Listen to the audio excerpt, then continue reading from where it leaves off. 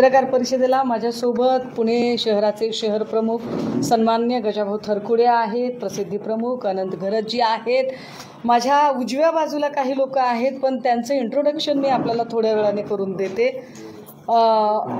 काल फलटणमध्ये माननीय मुख्यमंत्री देवेंद्र फडणवीस गेले आणि त्यावेळेला ते तिथे त्यांनी रणजित सिंह नाईक निंबाळकर यांना क्लीन चिट दिली। आम्हाला कळलं नाही की ही क्लीन चिट त्यांनी नेमकी कोणत्या आधारावर दिलेली आहे आणि त्यात त्यांनी असं म्हटलं की रणजित सिंह नाईक निंबाळकर जर दोषी असते तर मी त्यांना नक्कीच सोडलं नसतं। त्यांनी असं कित्येक लोकांना सोडलेलं आहे आणि त्याचे एपिसोड मी आजपासून सुरू करते। 2 दिवसांनी मी अजून एक महत्त्वाचा की देवेंद्रजींच्या ताफ्यात असणारा, देवेंद्रजींच्या छत्रछायेखाली असणारा केवढा मोठा गुंड देवेंद्रजी, ज्याच्यावरती किमान 100-150 केसेस आहेत, असा माणूस देवेंद्रजींच्या सोबत कसा फिरतो हेही मी 2 दिवसांनी पूर्ण पुराव्यांसकट सांगेल। पण तुर्तास ही सुसाईड नोट आहे, जी सुसाईड नोट सगळीकडे फिरली। संपदा मुंडेची जी सुसाईड नोट फिरली त्याच्यामध्ये हातावर तिची सुसाईड नोट आणि दुसरं हे पत्र, जे पत्र तिने इन्क्वायरीच्या संदर्भाने लिहिलेलं होतं। या पत्राचा जर हँडरायटिंग बघितलं तर संपदाची बहीण असं सांगते की हे हँडरायटिंग आणि तिच्या हातावर लिहिलेलं हँडरायटिंग याच्यात फरक आहे आणि ते हस्ताक्षर हे अजिबात संपदा मुंडेचं हस्ताक्षर नाही। हा पहिला मुद्दा। दुसरं असं की या सगळ्यांच्यामध्ये गोपाल बदने आणि प्रशांत बनकर या 2 लोकांची नावं घेतली गेली। गोपाल बदने आणि प्रशांत बनकर ही दोनही माणसं हजर झाली। मला कायम प्रश्न पडतोय की जेव्हा कधी एखादी हाय प्रोफाईल केस असते तेव्हा हाय प्रोफाईल केसमधला जो कोणी गुन्हेगार आहे, आरोपी आहे, तो स्वतःहून कसा काय तिकडे हजर होतो। एकाही हाय प्रोफाईल केसमधल्या गुन्हेगाराला किंवा आरोपीला पोलिसांनी अजिबात अटक केलेली नसते। हे फार विशेष आहे। हे नोंदवावं लागेल पुन्हा पुन्हा की जेव्हा संतोष देशमुख खून खटला झाला तेव्हा त्याच्यामध्ये वाल्मिक कराड स्वतःहून हजर, प्रशांत कोरटकर अजिबात महाराष्ट्र पोलिसांनी त्याच्यावर कारवाई केलेली नाही, त्याला बाहेरच्या लोकांनी, कर्नाटक तेलंगणाच्या लोकांनी अटक केलेली होती। अशी कितीतरी आपण गुन्हे सांगू शकू की हाय प्रोफाईल केस असेल तर आरोपी स्वतःहून अटक होतो। याचा अर्थ काय आधी 2 दिवस यांची सगळी व्यवस्थित मॅनेजमेंट होते का? आधी व्यवस्थित बाहेर येऊन बोलाचाली होते का की आम्ही आता हजर होणार आहोत आणि हजर झाल्यानंतर मग आम्हाला तुम्ही कसं बाहेर काढणार आहात ते करा? कारण ज्या पद्धतीने प्रशांत बनकर आणि गोपाल बदने हे हजर झाले, त्यांच्या हजर होण्याच्या मागे आम्हाला खूप साऱ्या गोष्टी संशयास्पद वाटतात। या गोष्टी आम्हाला संशयास्पद का वाटतात? कारण 4 पानी सुसाईड नोटमध्ये संपदा मुंडे असं सांगतात की माझ्यावर प्रचंड दबाव येत होता, मला काही लोकांना फिजिकली फिट आहेत असं सांगायला सांगितलं जात होतं। हे फिजिकली फिट असणं काय प्रकरण आहे? तर बीड जिल्हा हा ऊसतोड कामगारांचा जिल्हा आहे। मला प्रचंड वाईट वाटतंय की ऊसतोड कामगारांच्या जीवावर राजकारण करणारे नेते सुद्धा याच्यावर काहीही बोलत नाहीत। हा ऊसतोड कामगारांचा जिल्हा जिथून की राज्यभर वेगवेगळ्या साखर कारखान्यांना कामगार पोचतात आणि राज्यभर जिथे पोचतात तसेच ते उपलवेचा जो कारखाना आहे, जो रणजित सिंह नाईक निंबाळकर यांचा कारखाना आहे, याही कारखान्यावर अनेक ऊसतोडीचे मजूर आणले जातात। विशेषतः बीडमधून काही मजूर जातात। बऱ्याचदा असं होतं की ऊसतोडीचा जो मुकादम आहे त्या मुकादमाकडून काही ठिकाणी पैसे आधी उचली दिल्या जातात आणि एखादा कोयतं म्हणजे जो ऊसतोड कामगार आहे, अर्ध कोयतं म्हणजे फक्त पुरुष, पूर्ण कोयतं पुरुष आणि स्त्री। तर कधी कधी असं होतं की या लोकांकडून उचल घेतलेली आहे मात्र ही लोक निघून जातात किंवा ती कामावर थांबत नाहीत। अशा वेळेला त्यांच्याकडून वसुली करून घेण्याच्या अत्यंत आपल्याकडे काय म्हणता येईल अमानुष पद्धती आहेत। अत्यंत अमानुष पद्धतीने कारखानदार या उचली वसूल करून घेण्याचा प्रयत्न करतात। रणजित सिंह नाईक निंबाळकर यांनी आत्तापर्यंत अशा असंख्य लोकांना मेंटली टॉर्चर केलं, त्यांना उचलून आणलं, त्यांना शारीरिक मारहाण झाली, त्यांना इजा केल्या। मी पुन्हा हे नमूद करते की ऊसतोड कामगारांच्या जिल्ह्यामध्ये ज्यांनी ऊसतोड कामगारांच्या जीवावर आजवर आपलं राजकारण केलं, भाषणांमधून कोयते घासून ठेवा वगैरे भाषा केल्या, पण त्याच कोयतेकरी लोकांच्या सुरक्षेच्या बद्दल मात्र ते चकार शब्दाने बोलायला तयार नाहीत, कारण त्यांना त्यांच्या राजकीय पोळ्या भाजायच्या आहेत. ज्या रणजितसिंह नाईक निंबाळकरांनी हे कामगार उचलून आणायचे, त्यांना मारहाण करायची आणि त्यांच्यावर पोलीस कंप्लेंट दाखल करायची. मोडस ऑपरेंडसी काय आहे? त्याला उचलून आणायचा, त्याला बेदम मारहाण करायची, तो अगदी म्हणजे गलित गात्र झाला पाहिजे, तो मरायला टेकला पाहिजे आणि मग त्याला पोलीस स्टेशनमधून, म्हणजे पोलीस स्टेशनमध्ये तर गुन्हा नोंद होणारच आहे त्याच्यावर, पण त्याला दवाखान्यात न्यायचा, सरकारी दवाखान्यामध्ये न्यायचं आणि सरकारी दवाखान्यात जेव्हा डॉक्टर सांगतायत की अरे हा फिजिकली अनफिट आहे, तुम्ही याला अटक नाही करू शकत, त्यावेळेला त्याला फिजिकली फिट आहे हे सांगण्यासाठी त्याच्यावर जोर जबरदस्ती करायची.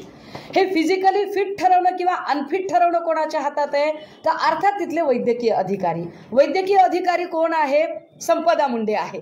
संपदा मुंडे जेव्हा सांगते की he is not physically fit, त्यावेळेला रणजितसिंह नाईक निंबाळकर आणि त्यांची लोक सांगतात की तुम्ही बीडचे आहात म्हणून तुम्ही वाचवताय का? म्हणजे बीड हा काही स्टिग्मटाइज जिल्हा आहे का? बीडमध्ये माणसं राहत नाहीत का? बीडमधल्या माणसांना काळीज नाहीये का? आणि जर बीडमधला माणसांना काळीज नसेल आणि बीड स्टिग्मटाइज असेल, बीडला जर तुम्ही डाग लावणार असाल आणि बीडचं पोलीस स्टेशन राजकीय लोक हाताळत आहेत तसं सांगत असाल, तर फलटणमधलं पोलीस स्टेशन कोण हाताळतं? फलटणमधल्या पोलीस स्टेशनला सतत गैरवापर करून कोण चुकीचे गुन्हे टाकतं? माझ्याकडे काही FIR आहेत. रणजितसिंह नाईक निंबाळकर जेव्हापासून भाजपमध्ये गेले, किती त्यांनी पोलीस कंप्लेंट केल्या? आपल्याला आश्चर्य वाटेल, 2022 पासून किती पोलीस कंप्लेंट कराव्यात पोलिसांना हाताशी धरून? रणजितसिंह नाईक निंबाळकर यांनी पोलिसांना हाताशी धरून किती पोलीस कंप्लेंट कराव्यात?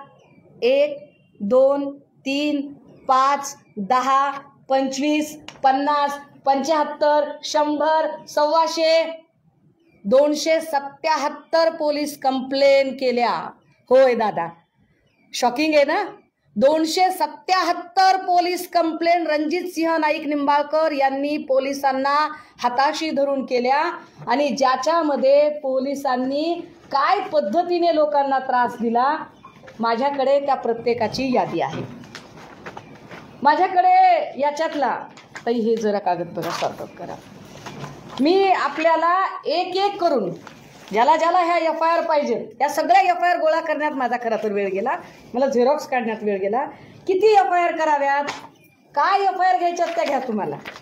ह्या सगळ्या FIR रणजितसिंह नाईक निंबाळकरांकडून झाल्यात. सगळीकडे फिर्यादी उपलवेचा साखर कारखाना आहे. ह्या सगळ्या FIR आहेत, घ्या. नाही नाही नाही, ह्या कामगारांवरच्या आहेत. बीडच्या लोकांना काय त्रास होतो, बीडच्या लोकांना काय पद्धतीने परेशान केलं जातं, फक्त माणूस बीडचा आहे म्हणून, ती डॉक्टरीन बीडची आहे म्हणून तिचा जीव घेतला तुम्ही. ह्या किती पोलीस कंप्लेंट आहेत? ह्या सगळ्या पोलीस कंप्लेंट FIR आहेत. या कंप्लेंट नाही, ह्या FIR आहेत.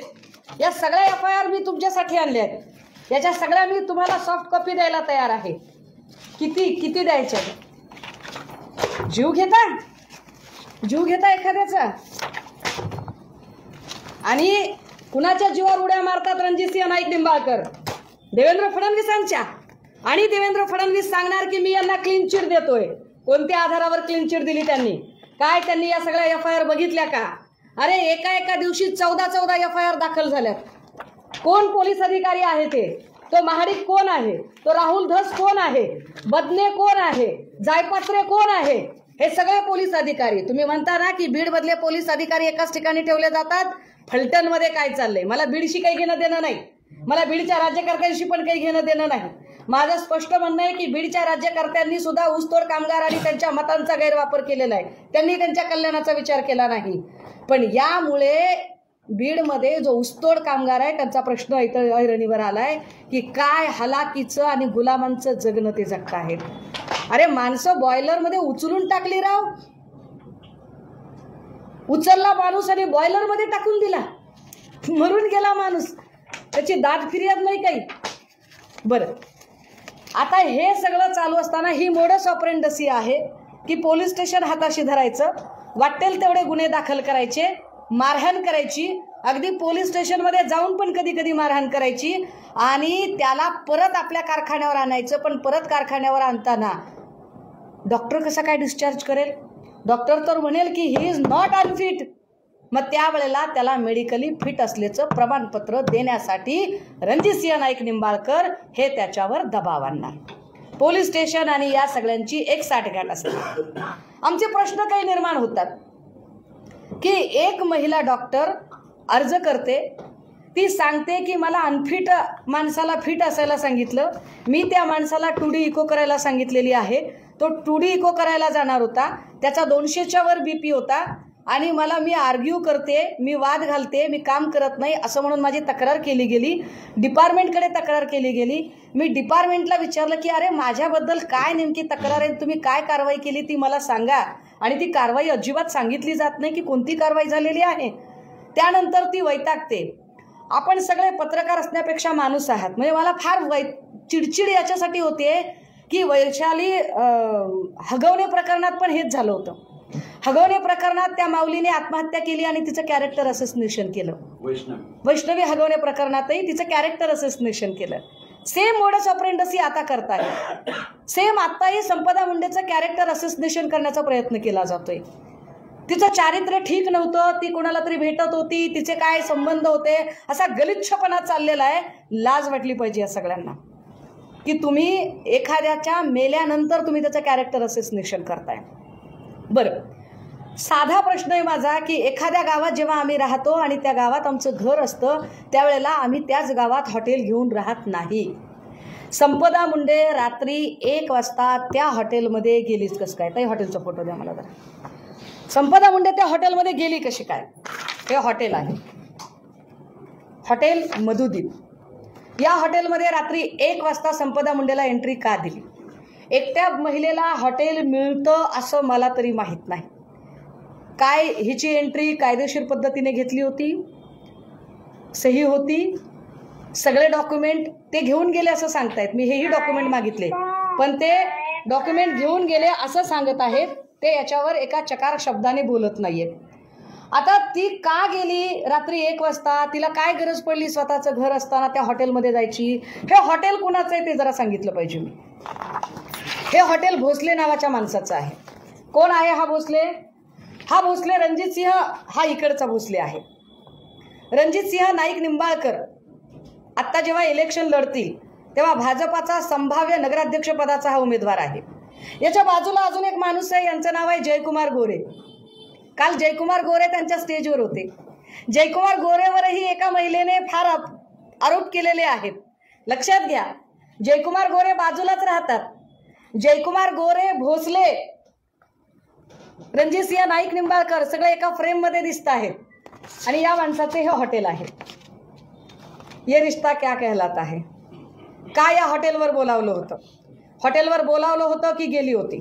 हॉटेलवर बोलावलं असेल तर कशासाठी बोलावलं होतं? जर तिची बहीण सांगते की ते हस्ताक्षर तिचं नाहीच आहे तर तिच्या हातावर कुणी लिहिलं? काय संपदा मुंडेचा जीव गेला का? काय संपदा मुंडेची हत्या झाली का? संपदा मुंडेने आत्महत्या केली की संपदा मुंडेने हत्या केली? हत्या झाली. तुम्ही म्हणाल की मी डायरेक्ट आत्महत्या आणि हत्या यावर का बोलतेय? मी यावर आपल्याला 2 व्हिडिओ दाखवले पाहिजेत. जर आपल्याला आठवत असेल याच्या आधी एक काय म्हणता येईल त्याला, साधारणतः 2 वर्षांपूर्वी ननावरे नावाचं नाव तुम्हाला आठवत असेल. नंदकुमार ननावरे. कोण नंदकुमार ननावरे? आमदार कलानी यांचा पीए. नंदकुमार ननावरे आणि त्यांची बायको हे प्रचंड त्रस्त झाले आणि त्रस्त होऊन त्यांनी सांगितलं की बाबा आमचं कुणीच ऐकून घेत नाहीये आणि आमच्याकडे आत्महत्या करण्याशिवाय काहीही पर्याय नाहीये. हा आहे नंदकुमार ननावरे.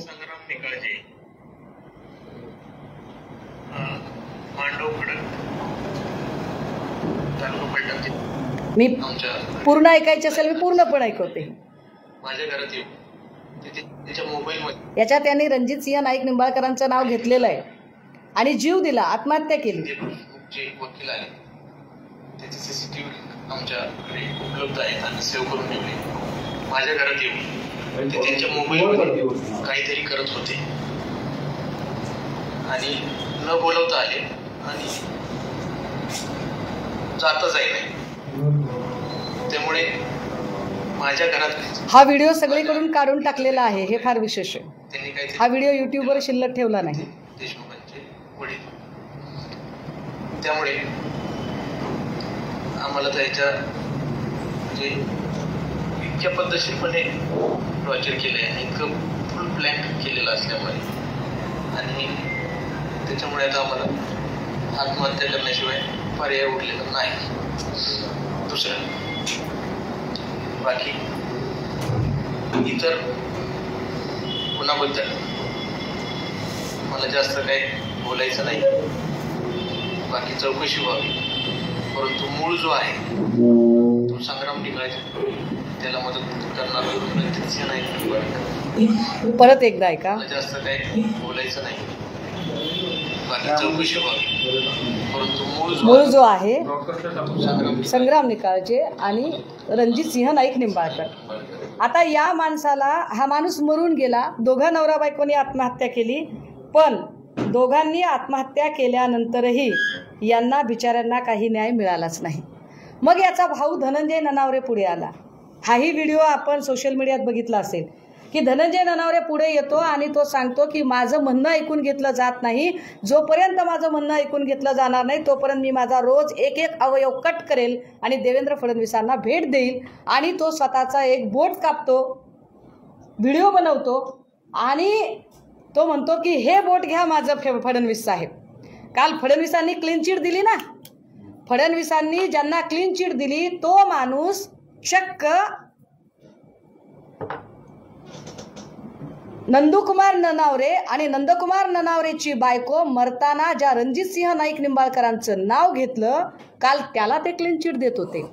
त्याचा भाऊ याने सोशल मीडियाच्या समोर येऊन, तोही व्हिडिओ आहे माझ्याकडे, तोही पाठवते मी आपल्याला, की तो आपलं बोट तोडून घेतो, एक एक अवयव तोडतो. त्याचे व्हिडिओ सोशल मीडियात व्हायरल होतात आणि नंतर चौकशी लागते, पण चौकशीत फक्त बालाजी किनीकरचं नाव घेतलं जातं. रणजितसिंह निंबाळकर मात्र वाचतात. बालाजी किनीकर शिंदेचे आमदार आहेत. काय म्हणजे आपल्या सत्तेचा गैरवापर करणारे. यांची मोडस ऑपरेंडसी आहे की पोलीस स्टेशनला हाताशी धरायचं. जो कोणी आपल्या डोक्याच्या वर जातो किंवा जो कोणी आपलं ऐकत नाही त्यांना आपण पाहिजे त्या पद्धतीने त्यांना दाबत राहायचं. हा एक फोटो आहे माझ्याकडे. ही जी मुलगी आहे फोटोतली, हिची बहीण एक आहे. जुळ्या बहिणींनी आत्महत्येचा प्रयत्न केला. म्हणजे एकटी संपदा मुंडे नाहीये आत्महत्या करणारी, लक्षात घ्या. एकट्या संपदा मुंडेचा जीव गेला नाही. म्हणजे लोकांना वाटते की अरे बीड बीड बीड, पण बीडकडे तुम्ही अशा नजरेने बघितल्यामुळे बीडमधल्या कामगारांचा पण जीव गेला हे पण बघा. बीडच्या कामगारांचे, बीडच्या कुटुंबकांचे अक्षरशः संसार उद्ध्वस्त व्हायची वेळ आली.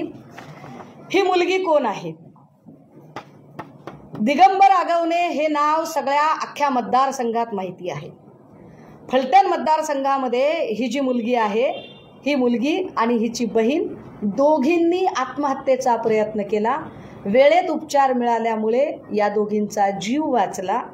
आत्महत्येचं कारण काय बाई, सांग तुझं नाव. ज्या मुलीने आत्महत्येचा प्रयत्न केला ती मुलगी पुढे आहे. रणजितसिंह नाईक निंबाळकर यांनी किती लोकांचे बळी घेतलेत ऐका.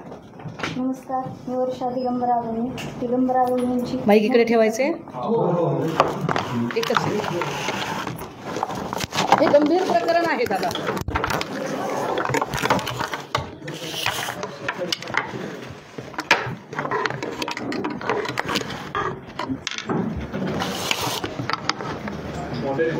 नमस्कार, मी वर्षा दिगंबर आगवणे. दिगंबर आगवणेंची मोठी कन्या. 9 ऑगस्ट 2022ला वडिलांना अटक झाली. त्यानंतर 9 नोव्हेंबरला घराची जप्ती झाली होती. आम्ही 8 नोव्हेंबरला औषध पिलो. त्रास असा झाला की जगदीश कदम हे गावातले म्हणजे रणजितसिंह नाईक निंबाळकर साहेब यांचे कार्यकर्ते आहेत. ते गावातच राहतात आणि त्यांनी आम्हाला घरी येऊन धमकी दिली की आम्ही तुमच्या वडिलांचा कार्यक्रम लावलेलाच आहे, आता तुमचाही कार्यक्रम लावतो. कारण घरी कधी उंबऱ्याच्या आत किंवा गेटच्या आतमध्ये जी लोक वावरतही नव्हती, आज ती लोक घरापर्यंत म्हणजे अक्षरशः किचनपर्यंत ती लोक वावरत होती आणि आम्हाला खूप भीती वाटत होती. आणि त्या भीतीच्या ह्याच्यामध्ये आम्ही रणजितसिंह नाईक निंबाळकर साहेब ह्याच्या पत्नी जिजामाता साहेब नाईक निंबाळकर यांना फोनही केला होता आणि त्यांना आम्ही सांगितलं की वहिनी साहेब आम्हाला खूप भीती वाटते आहे आणि आम्ही अनसेफ फील करतोय, तुम्ही प्लीज याच्यात दखल घ्या, तुम्ही साहेबांना सांगा की हे सगळं कुठंतरी थांबवा. तर त्यांनी मला हे उत्तर दिलं की मला यातलं काहीच माहिती नाही, मी काहीच करू शकत नाही, आणि त्यांनी फोन ठेवून दिला.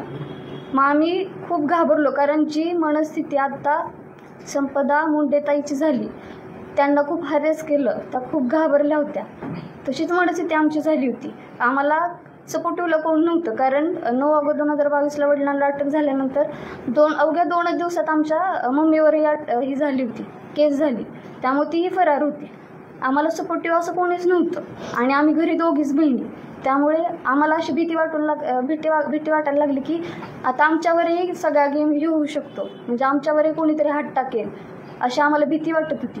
म्हणून काहीतरी वाईट होण्यापेक्षा स्वतःचा जीव संपवलेला बरा, असं आम्ही असा विचार करून आम्ही दोघींनी औषध पिलं.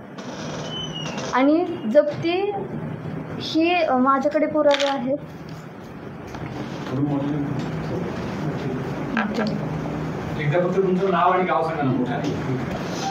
माझं नाव वर्षा दिगंबर आगवणे, मी फलटणची. आगवणे हे सेंट्रल बँक ऑफ इंडिया हे सगळे प्रॉपर्टी आहेत ज्या की तारण नाही आहेत, त्यासुद्धा सील केल्या गेल्या आहेत, हे सगळे आहेत. हा विषय असा आहे, दिगंबर आगवणे आणि रणजितसिंह नाईक निंबाळकर यांची अनेक व्यवसायांमध्ये भागीदारी होती. दिगंबर आगवणेला न सांगता रणजितसिंह नाईक निंबाळकर यांनी त्यांच्या अनेक प्रॉपर्टी बँकेला तारण ठेवल्या आणि या सगळ्यांच्या संबंधाने ज्या माणसाला माहीत नाही आहे त्या माणसावरती केसेस दाखल झाल्या. किती केसेस दाखल झाल्या, एका माणसावर किती केस दाखल व्हाव्या, पोलीस स्टेशनचा गैरवापर काय असतो. रणजितसिंह नाईक निंबाळकर यांना कोण खाणार आहे, मला प्रश्न हा पडला आहे. रणजितसिंह नाईक निंबाळकरांना सिक्युरिटी कशासाठी दिली आहे? देवेंद्र फडणवीसांनी याची उत्तरं दिली पाहिजेत की रणजितसिंहला मुळात सिक्युरिटी कशासाठी आहे, कुणापासून भीती आहे रणजितसिंह नाईकांना की एका पडेल खासदाराला तुम्ही एवढी सिक्युरिटी दिलेली आहे. ही सिक्युरिटी कशासाठी आहे? ही लोकांना घाबरवण्यासाठी आहे.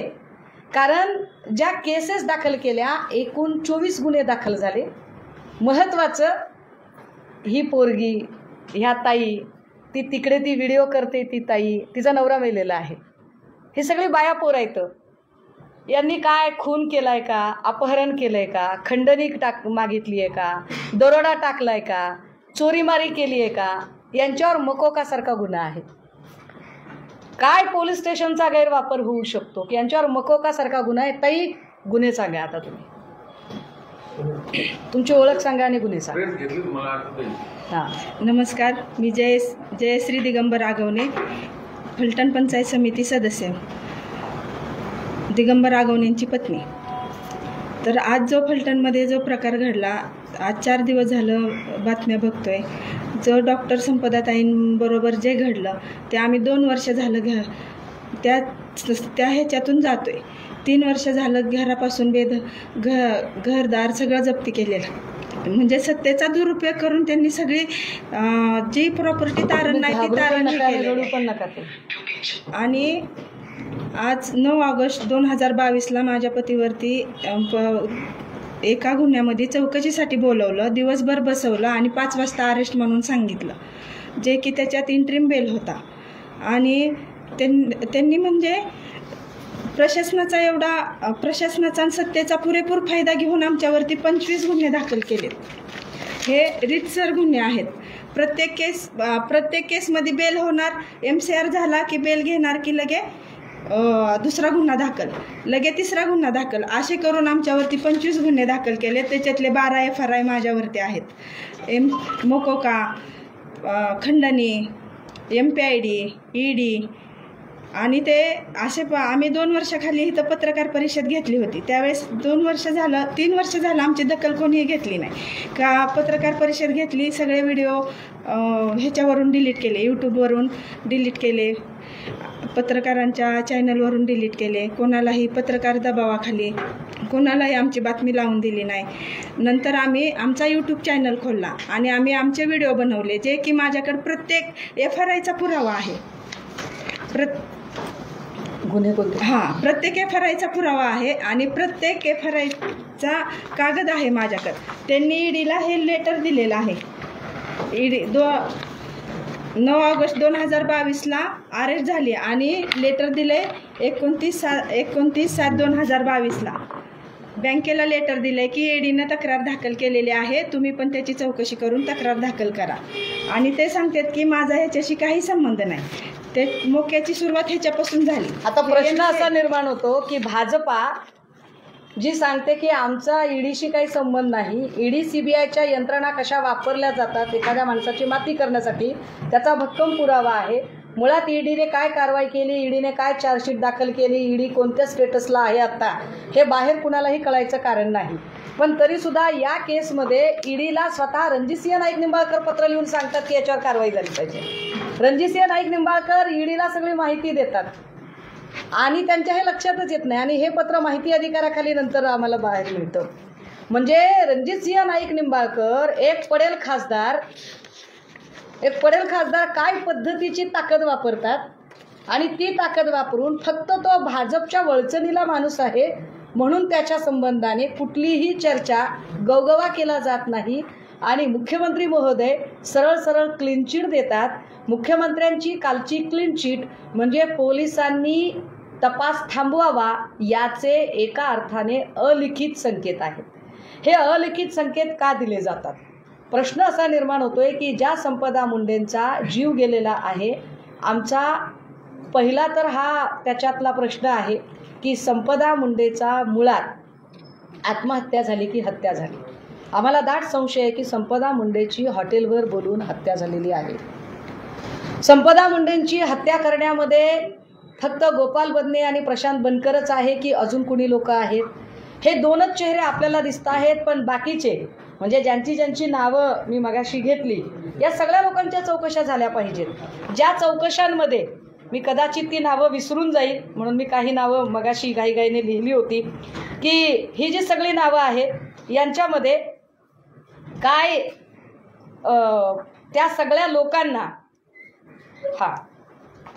भाऊबीजेचा दिवस होता, त्याच्या 3 दिवस आधी संपदा मुंडे आपल्या बहिणीला सांगते की माझं कास्ट सर्टिफिकेट व्हेरीफाय करायचंय, ते कास्ट सर्टिफिकेट घेण्यासाठी मी येणार आहे.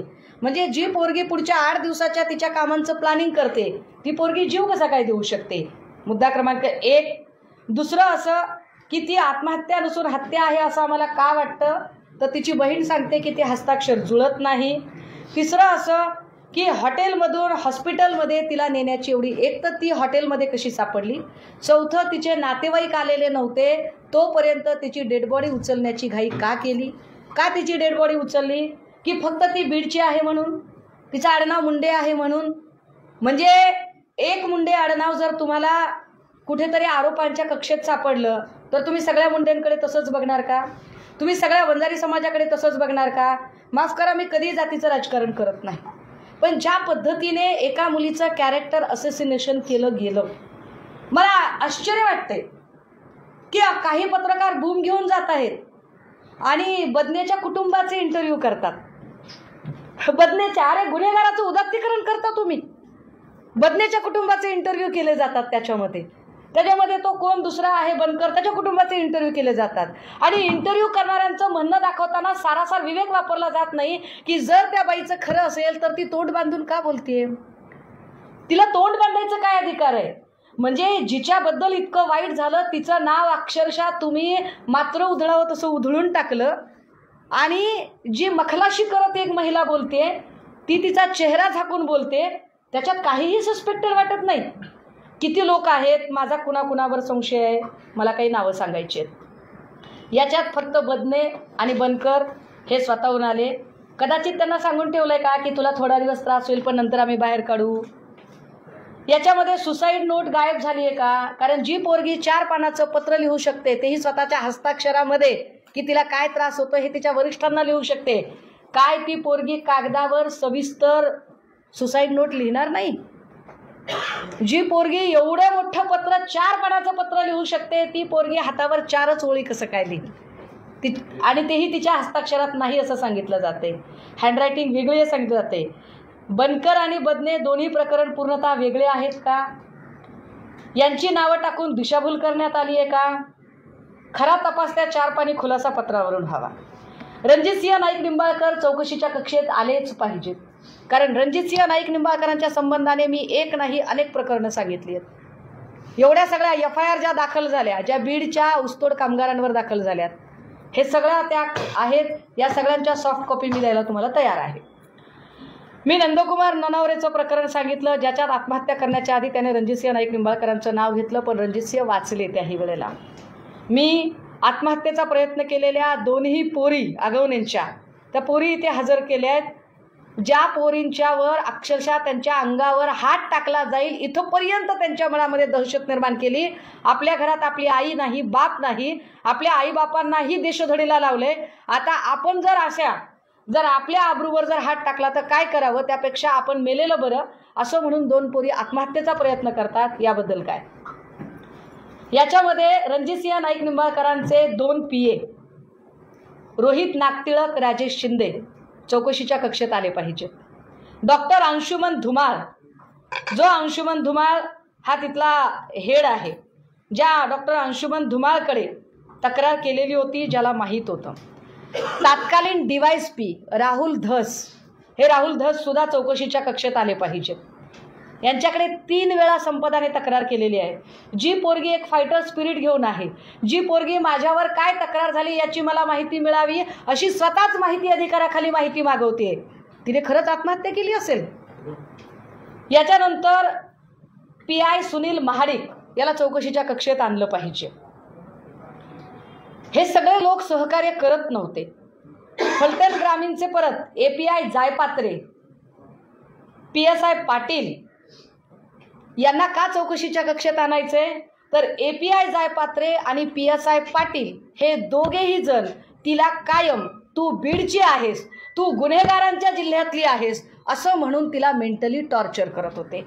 API जायपात्रे आणि PSI पाटील यांच्याबद्दल सदरील महिलेने अनेकांना त्या संबंधाने माहिती दिली होती आणि तिची ती माहिती त्या 4 पानी पत्रामध्येही आहे, ज्यात ती सांगत आहे की मी बीडची आहे म्हणून मला त्रास होत होता.